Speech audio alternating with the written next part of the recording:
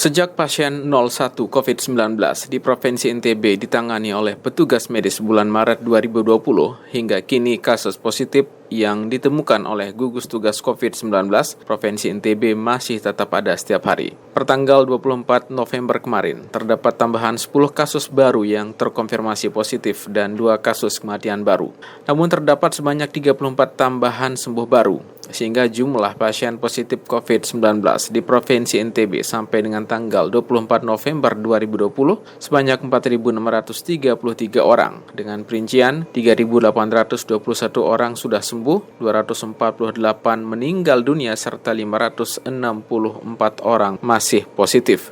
Ketua Pelaksana Harian Gugus Tugas COVID-19 Provinsi NTB, Haji Lalugita Aryadi mengatakan tidak ada pilihan lain untuk menuntaskan pandemi ini kecuali semua pihak harus memperkuat kolaborasi, kerjasama, dan tetap semangat untuk melakukan pembinaan, sosialisasi, dan edukasi secara humanis dan persuasif untuk meminimalisir jatuhnya korban akibat COVID-19.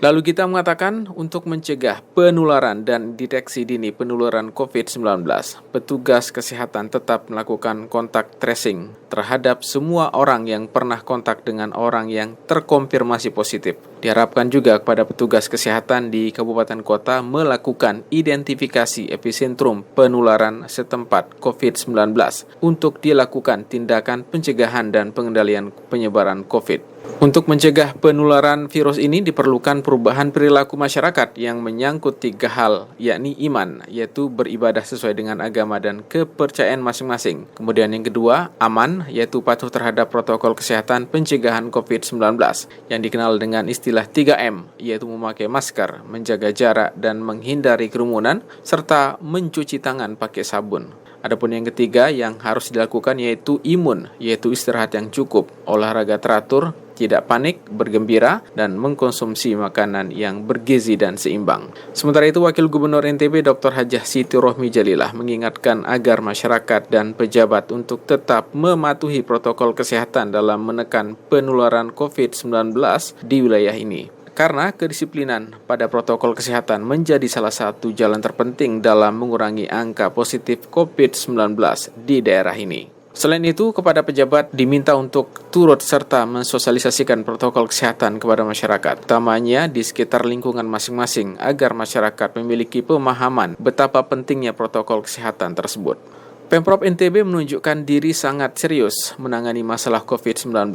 Hal itu tercermin dari nota keuangan dan raperda tentang APBD tahun anggaran 2021 yang alokasi anggaran untuk penanganan COVID-19 masih tetap diprioritaskan. Gubernur NTB, Dr. Haji Zulkifli Mansyah, dalam nota keuangan dan raperda APBD Provinsi NTB tahun anggaran 2021 meliputi 3 komponen utama, yaitu pendapatan daerah, belanja daerah, dan pembiayaan daerah.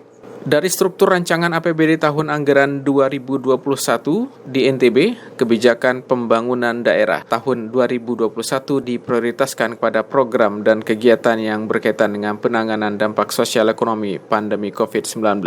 Beberapa program yang diprioritaskan yaitu penguatan sektor kesehatan dalam rangka pencegahan dan penanganan pandemi COVID-19 dengan intervensi anggaran kurang lebih sebesar 482 miliar rupiah. Kemudian jaring pengamanan sosial atau JPS direncanakan anggarannya untuk kesejahteraan dan penanganan sosial kemasyarakatan kurang lebih sebesar 119 miliar rupiah, serta penyempurnaan data terpadu bidang kesejahteraan sosial serta penanganan dampak ekonomi pasca pandemi COVID-19 direncanakan anggaran kurang lebih sebesar 250,5 miliar rupiah, termasuk di dalamnya industri kecil menengah atau IKM yang tersebar pada sektor pertanian dalam arti luas, industri, perdagangan, dan